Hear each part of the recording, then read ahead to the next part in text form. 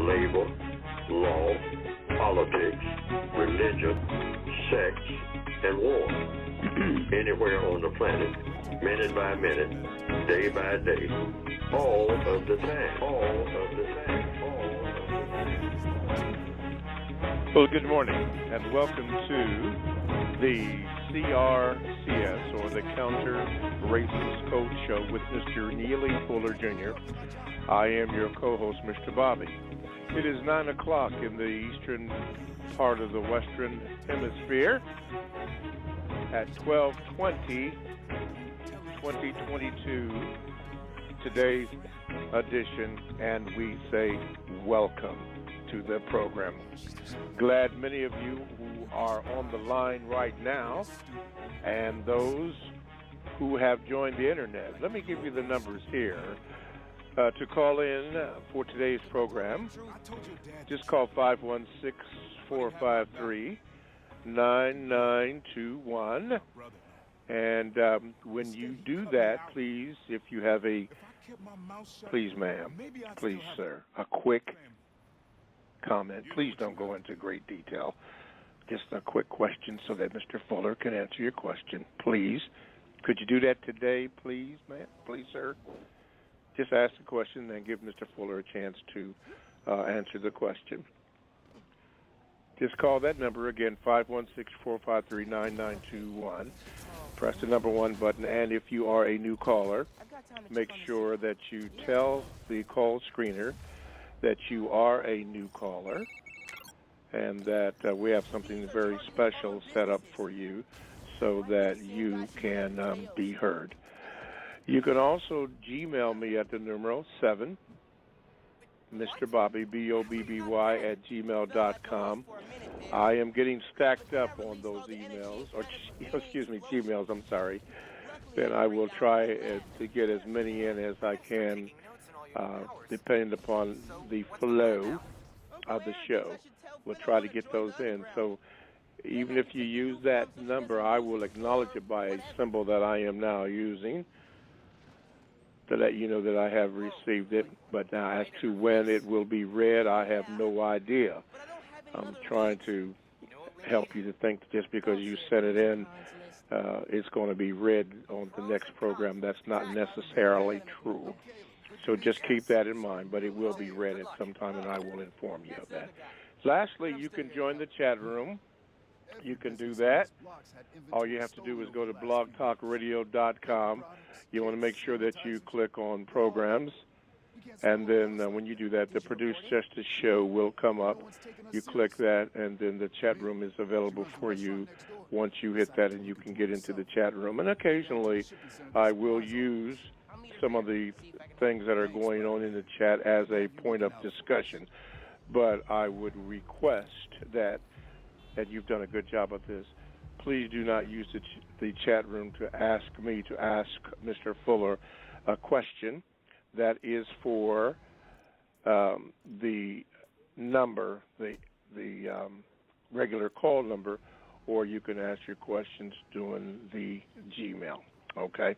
Matter of fact, I might ignore it if you ask it in the chat room. So just make sure you do it that way. Then that way I will not ignore it. Okay. And while you're in that chat room, check this out. Constructive Action Items is on board, joining the conversation.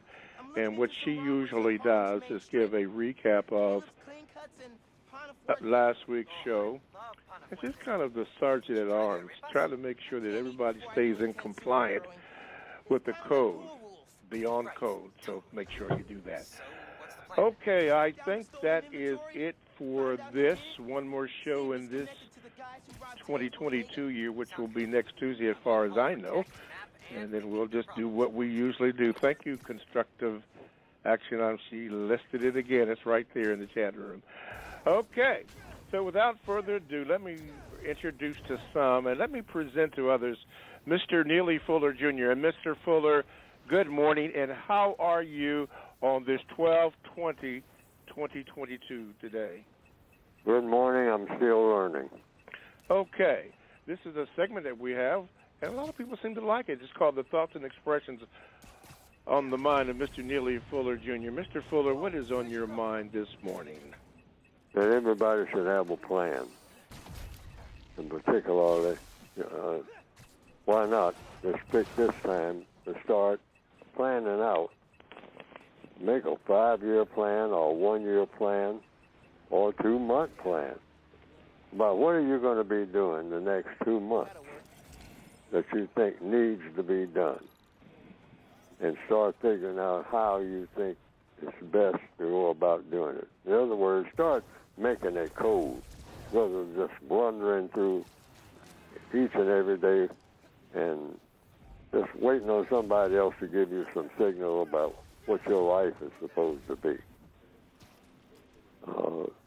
Codification is about some type of order, some type of consistency, some type of what we loosely call progress.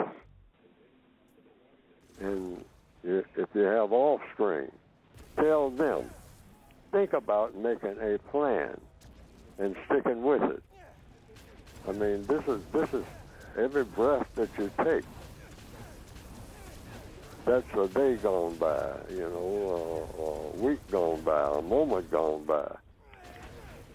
You're born into the world with 2 things, time and energy. And start looking back. That's an excellent place to start. And look at all the mistakes you've made. Because we all make mistakes, and we're going to make more of them in the future. But you minimize your mistakes. And you learn from each mistake that you make. That's in every area of activity. Economics, meaning how you spend your time and energy, how you spend your money, et cetera, et cetera, et cetera. But basically how you spend your time and how you spend your energy. That's basic economics according to the code. And then education. Start concentrating on learning something that's going to be strictly constructive. Ask yourself, whatever it is that you're trying to learn, how it can be used to do something constructive that'll work for you. Think about that all the time. I mean, really be serious about it. And just don't say that you're here and so going about doing anything any kind of old way. I mean, that's what you see people doing around you. And so that's the popular thing to do. Go here, go there, buy this, buy that. Stop that. Say you're going to stop it to yourself right now. You're not trying to prove anything to anybody else. Prove some things to yourself. And get your offspring, if you're old enough to have them, to think that way. What's your plan? Cops? What's going on? Somebody's planning on killing somebody, I mean, sometime for Christmas Day. Because of something that they heard that they said. Get out of that frame of mind. What makes that person that important? Stop and think about it. Just go somewhere and think about it all day. What makes that person more important? What was that person doing 20 years ago? And where were you? You weren't even around the person. If you've been around that long, you're 18 years old. Where was that person 18 years ago? And say, well, that person is 1 year older than me. So that person's just running around playing with toys. And you didn't even know the person. Now you want to go out there and kill them on account of you heard they said something about you or did something about you, and everybody cracked up. I mean, because they thought it was funny. So you got to get even. I mean, little nonsense like that. Don't let somebody else just jerk your life around like that. I'm speaking directly now. Because millions of people do it, among black people particularly. Get all excited and worked up about nothing. Absolutely nothing. I mean, people are just people. They're not, even people who are well known. Yep.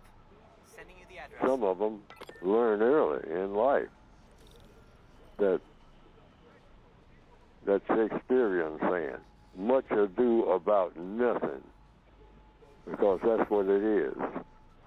A lot of things are going to happen here on Christmas Day, or Christmas night, or Christmas Eve particularly. Some people are going to hurt somebody. Or you're going to do something to hurt yourself. And when you look back on it, next year at this time, you will not have corrected that mistake. You'll do the same thing again, simply because it's a so-called, quote-unquote, holy day. Just some thoughts that I was having. Think about it. Plan. That's what you do. It's not just a matter of what you don't do. It's what you do and what you plan to do. Usually when you have a plan and you're serious about it, you don't let anybody get in the way of that plan. Or you don't get in your own way because you don't have one. You wait for somebody to make a plan for you. And that's what black people are used to. Get used to making plans for ourselves. And that plan becomes a code, if there's any plan at all that's worth having, and stick with it. And clean up your entire existence. You feel better about a lot of things, and you'll do better. Mm-hmm. Okay, plan. Mr. Fuller, before we get into this show completely, on that plan, could you relate that plan to the 4 wants? Yes. Oh, yes. Your plan always is based on what you want. So you just sit down now, or even before Christmas, and say, what do you really want? And what will you want for the next 5 years or for the next year? Just lay it out. Or if you can't think that far ahead and all like that, then think a week ahead. What's your plan for the week? Most of us just kind of blunder through things, get up, go here, go there, wait for somebody to tell us what to do, what's valuable, turn on television and try to find out what somebody else is doing so you copy that, and without even thinking about whether or not it fits you. Learn to reject things that don't make sense. Okay. Black people are just so anxious about everything that we jump right on anybody's bandwagon that happens to be coming down the street. Okay. It's something to do. Specifically for those who are new to the program, you have that plan in your books, the 4 wants, on page 171, 172. Could you repeat that so that those who are new to the program will know exactly what we're talking about when we say the 4 wants? Yes, you ask yourself, what do I want to do? Next question, why do I want to do what it is I think I want to do? Why do I want to do it? Number 3, how do I plan to do it? Mm-hmm. Big plan, small plan. If it's an almost insignificant plan, I mean, look at it that way. It's an insignificant plan, but it's something I want to do. And then number 4, what do you expect the constructive result to be? That includes everything from buying something or trading in that car you got because somebody you know down the street, they got one. They got rid of their car and got a new one. Well, it might be your car is serving you well. And so just because they got one, so what? If you stop and think about it. Well, it's shiny and new. Oh, that's the reason? for you getting a new car that's going to cost $47,000? Think about it. That vehicle you got. Yes, sir. Think about it. It's running. It doesn't give you any problem. That's a gold mine right there. But think about what is going to be the constructive result. You're already behind in your bills. Don't do something just because you see somebody else doing it. Usually somebody that you know. Do something that fits you. You are somebody that's you're an individual. According to the code, there's nobody in the universe like you. There's never been anybody that was like you. Exactly like you, because there's never been anybody that was you. Unless it was you. You've been here before. You're a genius. I'm headed to the docks to get the supplies back. So you're unique. You're not everybody else. Just for me. And stop thinking that way. That's according to the code. The code is supposed to be based on logic. You have a mission. Be it ever so humble.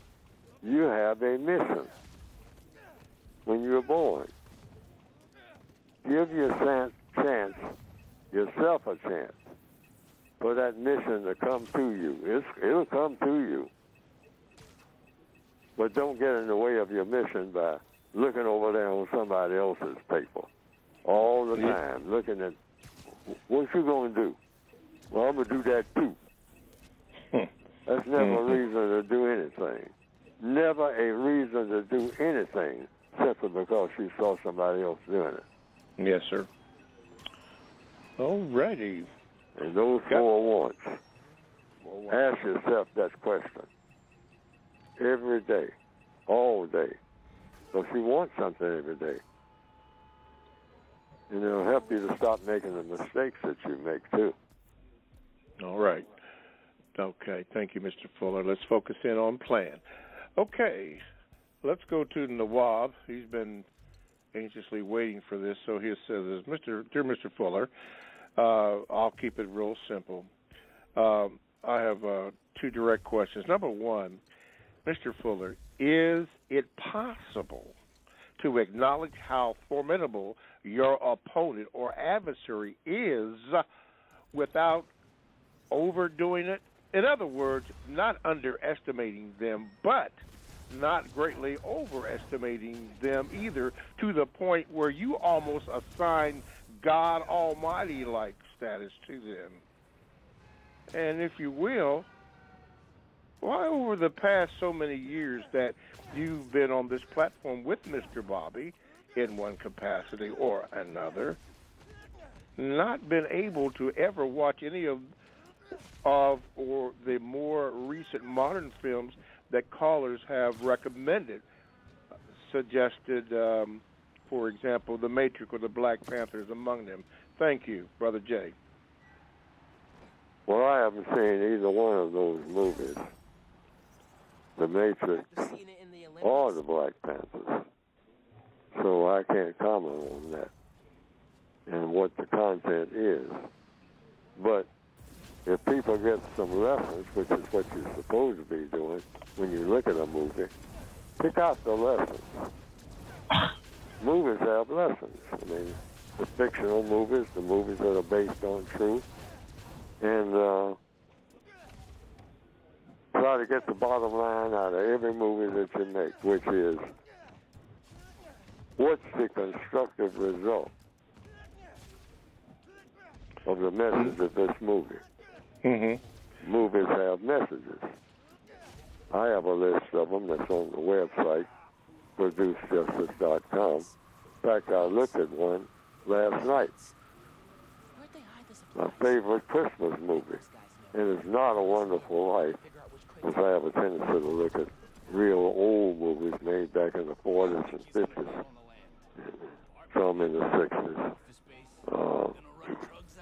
But it's a movie, a very obscure movie, called Chicago Cab, and Hell Cab. And it's my favorite Christmas movie. Now, it's not to be looked at just for the vulgarity, because there's a lot of that in it. And you might not want to have young people listening to all that. But as a quote, unquote, mature person, to the extent that you can look at the realism in the movie, it's my favorite movie, and along about Christmas time, because it has to do with getting along with white people in the last scene. I keep looking at that movie for the major reason is to see the last scene, which is the conversation between a white cab driver and a black passenger. And just the conversation they have about their mothers. And it's very innocent, very subtle, but you can see the exchange, the human element, as they call it. At this time of year, people talk about humanity. Well, that just in a very almost unnoticeable way, or corny way, some people would say, a boring way, some people say, just a conversation in a taxi. Okay. During Christmas time. Yeah. Okay. He was asking, though, he was asking, why haven't you been able to ever watch any of the more recent movies? Because I'm satisfied with the movies I've seen, for the messages that I have. But I tell people, just because I don't have them on my list doesn't say you should. You learn something every day. I'll get around to doing it. I mean, maybe. Looking at The Matrix and a number of other movies. I'm seeing them advertised. I try to keep up. A lot of people have said they've seen the Avatar movie. I haven't seen that. They say it's lessons in there for them. Well, it's lessons in everything that you see every day. And that's what the code says. Learn to look for lessons in everything you see people doing, and even artificial scenes like movies. Okay. What you hear when you're just generally walking down the street, what you see and hear. Lessons in everything that you see and hear. And you pick out what's constructed and what's not. That's the bottom line. That's the bottom line. Okay. But he was asking, here's on the first question, he said, is it possible to acknowledge how formidable your opponent or adversary is without overdoing it? In other words, not underestimating them, but not greatly overestimating them either, to the point where you almost assign God Almighty-like status to them. Anytime you overestimate or underestimate, you're making a mistake. So the issue is minimize your mistakes. That's in anything. Yes, I mean, if you go skiing, I mean, you decide you're going to take this angle and not that angle, and the angle that you take breaks up your skin, you go tumbling down the hill end over end, broke a leg, broke your arm in 2 places. So you made a mistake. You minimize your mistakes by making assessments that are what? Truthful. Main thing, always tell yourself the truth about yourself, what your strengths are, what your weaknesses are. And then look around, because everything is mistake prone in this world, in this system, in particular when people interact with each other. We're all mistake prone. All mistake prone. There's a perfect way to interact with another person, and then there's all kinds of hundreds of ways to interact with a person that brings about conflict and disappointment and all Yes, the sir. other things that make people angry. All righty. All righty. Let's go to the phone lines, and thank you for holding. Let's go to Corey in Houston. Let me see if I can get you in here, Corey. All righty, maybe. There we go. Corey, you're on with Mr. Fuller. Good morning. Good morning, everyone. Or Cleo. Bobby, I'm sorry, Cleo. Yeah. There we go. Thank you, Mr. Bobby. I knew who you meant. Yeah. Okay. Good morning to everyone. Long live NFJ and forever live Logic. Thanks to you, Mr. Bobby Robert Moonpine Sharon, for your work. We appreciate your partnership with Mr. NFJ. Mr. Fuller, can you please explain why celebrating any holiday is non-constructive and strengthens the system of white supremacy rather than weakens it? Because the system of white supremacy needs to be eliminated, and we usually take our signals from the white supremacists that give them strength when we react to them. And I say that a lot of things that we do that we call celebrations and look forward to.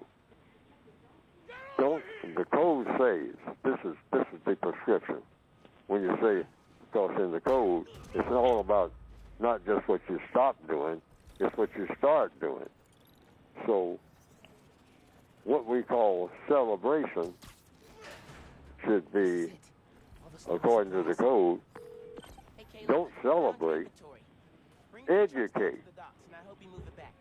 And like even Christmas is a time, we call it to celebrate the birth of Jesus in the Christian religion. But why not just substitute the word under the law of compensation, celebrate, but educate? So what's the birth of Jesus about? And then you can go into that. And what is the lesson you're supposed to learn that's going to have a constructive result? Because you shouldn't be celebrating anything unless there's a lesson to be learned. If somebody comes and say, we're going to celebrate, and you say, celebrate what? In order to accomplish what that's of constructive value. We're going to celebrate rainbowism. And you say, what is that? And they say, new types of sexuality, or old types of sexuality that's being revealed. It needs to be. It needs to be celebrated. So then you say, well, okay, but what's going to be the constructive result? They always look for the bottom line. Some people are planning on in 4 or 5 days. They go into a bar and get drunk. Do you have time to get coffee, maybe? I can make time. They say, I'm celebrating. They don't do. And then you get in the car, leave the bar, get in the car. This is their usual procedure. This is what they do every year. But this time it didn't work out too well. And it's going to happen on account of what our so-called habits. Celebrate. I just got to. By doing what?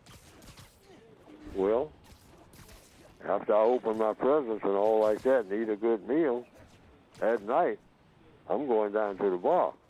And I'm going to drink. I'm going to be happy. Eat, drink, and be merry. Not today, burglars. And then you on the 6 o'clock news that next day. And they didn't spell your name right.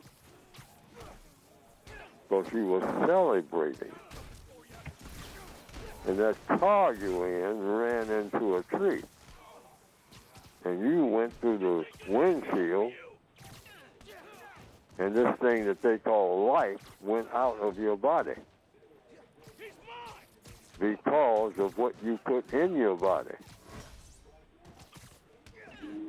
But no matter how much it's been preached,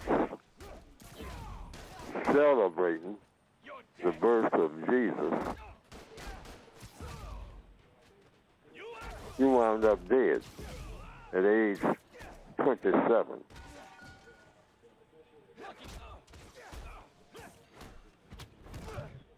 Don't make that kind of plan. Educate yourself and say, oh, what I'm going to do?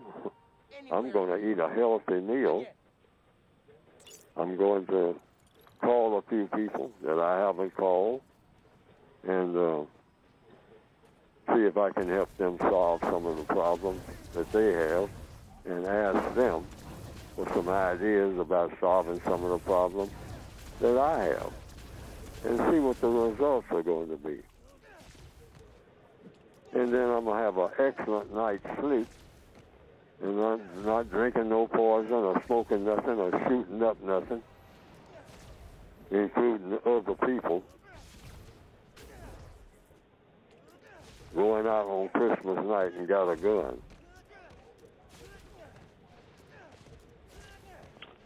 Okay. Why? I might run into some of the people I had a beef with. And here at the Yuletide is an excellent time to trade a few insults that'll lead to some shooting. And now, here it is, Happy New Year in New York City, and I'm locked up for triple murder. Yeah. That's going to happen, because that's how we think. Too many of us. Not all, but we don't have to do that. See, everything I do from now on is going to have a constructive result. I'm not going to be around non-constructive people. That's number one. If I can avoid it. If you can avoid it, yeah. All right. Let's plan ahead not to do that. All right, Cleo in Houston, thank you. Thank you. Let's do this. You're listening to the Counter-Racist Code Show with Mr. Neely Fuller, Jr., and we are so delighted that you are. For those who would like to get in contact with the show, just do so by calling this number, 516-453-9921, and make sure you press the number 1 button to give the call screener your name, and then you will get in line so that Mr. Fuller can address your call. You could also Gmail me at the numeral 7, Mr. Bobby, B-O-B-B-Y, at gmail.com. And when I receive it, I will give you my symbol so that you know that I have received it. And it will be read at a time when it is appropriate for me to do that. And lastly, you can get into the chat room on the show. Just go to blogtalkradio.com. And you want to click on programs, and then when you get to the Produce Justice show, click that. And once you click it, the chat room becomes available to you, and you click that bad boy, and then you're able to get in there and get into today's study. Very interesting subjects are a lot of times in there, and occasionally I will read them. So make sure that you do that. By the way, if you are a first-time caller, please give the call screener your name and indicate that this is your first time calling. They will alert me, and then by tradition, we'll give you a new caller's shout-out so that you can and will be heard. You don't have to be scared, okay? All righty, back to the phone lines. Now, I'm going to ask everybody, please, make your comments short today, already, so that Mr. Fuller can answer your question